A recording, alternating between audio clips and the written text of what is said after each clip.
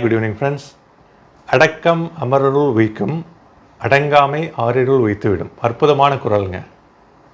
அடக்கம் என்கின்ற மிக சிறந்த குணம் ஒரு மனிதனை மிக சிறந்த வாழ்க்கைக்கு, மேம்பட்ட வாழ்க்கைக்கு இட்டு செல்கிறது.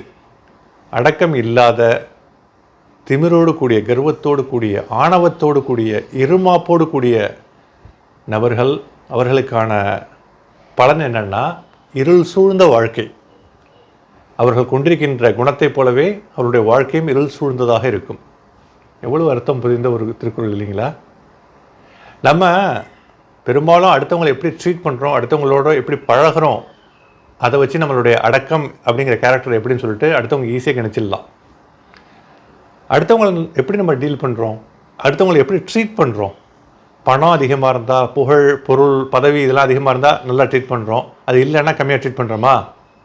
அப்போ அது அடக்கம் இல்லாத தன்மை, கர்வமுடைய இருமாப்புடைய தன்மை. இது ஒரு சக மனிதனை, சக சகோதரனை பணம், பொருள், பதவி, புகழ் இதெல்லாம் தாண்டி ஒரு சக மனிதன், சக சகோதரன், அந்த சகோதரத்துவம், அந்த மனிதநேயம், ஒரு இன்முகம், புன்னகைத்தல், நல்லா இருக்கீங்களான்னு வினவுதல், தேவையான அளவு பேசுகிறது, அதிகமாக வார்த்தைகளை விடாமல் பார்த்து பார்த்து பேசுகிறது, இவை தாங்க.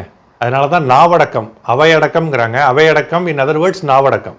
ஒரு அவையில் எப்படி பேசணும், நாக்கை ரொம்ப பேணி காக்கணும், தேவையான வார்த்தைகளை உதிர்க்க வேண்டும். தேவையில்லாமல் நம்ம பேசுகிறது தவறாக புரிந்து கொள்ளப்படும் என்கின்ற அபாயம் இருந்தால் பேசாமல் மௌனித்து இருந்து விடுவதே சிறந்தது. ஏன்னா பேசி நீங்கள் அந்த இன்டென்ஷனில் இல்லை, தவறாக புரிந்து கொள்ளப்பட்டால் அது மிகப்பெரிய பிரளயத்தை உண்டாக்கினால் அது வேறு கோணத்தில் சென்று விடக்கூடும். மொத்தத்தில் அடக்கம், சமீபத்தில் ஒரு நண்பர் போட்டிருந்தார் அழகான ஒரு வார்த்தைகள். நீ அடக்கப்படும் வரை அடக்கமாக இரு. அது பார்க்குறதுக்கு கொஞ்சம் ஹியூமராக இருந்துச்சு. மிக சிறந்த அர்த்தம் புரிந்த வார்த்தைகள் அது. நம்ம கடைசியில் போய் மயானத்தில் போய் அடக்கப்பட போகிறோம், கிரேவியார்டு இல்லைங்களா, புதைக்கப்பட போகிறோம். அடக்கப்படும் வரை அடக்கத்தை ஒரு சிறந்த குணமாக பெற்றிரு. நல்ல வார்த்தைகள். அதான் இந்த திருக்குறளும் அதே தான் சொல்லுது. ஆக்சுவலாக அடக்கம் பேணுவோம், எல்லோரிடமும் அன்பு பாராட்டுவோம், எல்லோரையும் நம்ம எப்படி ட்ரீட் பண்ணப்பட வேண்டும் என்று நினைக்கிறோமோ அதே போன்றே அனைவரையும் ட்ரீட் பண்ணுவோம். பணம், காசு, புகழ் இதெல்லாம் இருக்கணும்னு அவசியம் இல்லை.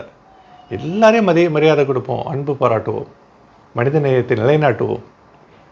போய் சேர வேண்டிய காலம் தான் வந்துட்டுருக்குங்க. We are in the queue towards our deaths. ஒரு நாளும் நம்மளுடைய வாழ்க்கை பிரயாணத்தில் ஒரு நாட்கள் கழிக்கப்படுகின்றன. நமது மரணம் நம்மை நோக்கி வந்து கொண்டிருக்கிறது.